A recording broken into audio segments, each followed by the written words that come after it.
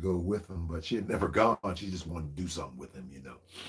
And he was going deer hunting.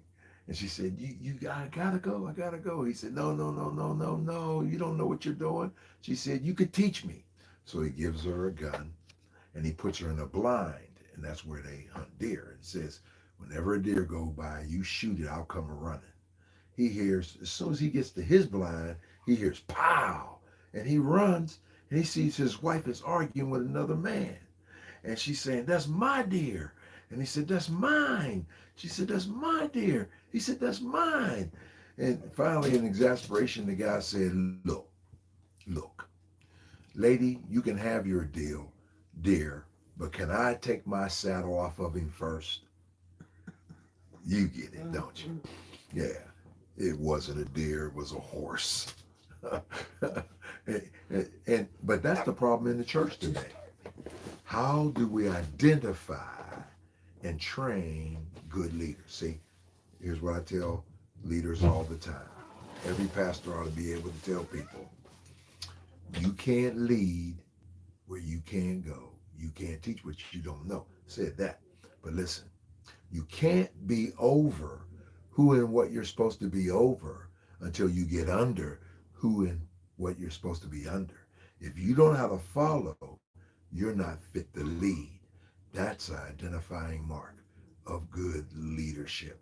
They know how to follow. A good leader was first a good follower. And we have all these examples in the Bible. You and I know it. You know, Joshua and Moses, we know that. He was at the tent while Moses was in there communing with God and the like. And so here's what you got to avoid. You got a good servant, and you think since this person works so well, man, they make a great leader. One of the biggest mistakes we make as pastors is taking a good servant and making him a leader. Because you know what happens in a whole lot of cases? You lost a good servant and you don't have a good leader. And so you really have to analyze it. Now, I do what I call the 7 C's of excellent leadership. And I'm going to be teaching those and sharing those probably in a podcast or something of that nature. You know, working with my son on this thing, and so he's kind of giving me direction because I'm a dinosaur when it comes to social media. But that's what's going to happen. I'm going to give you the 7 C's. Oh, okay, let me just give you an example. It's not the first one, but one of them is chemistry. Chemistry. Why is that so important? Because if we don't work well together, hey, look at the playoffs. What's happening in the NBA playoffs?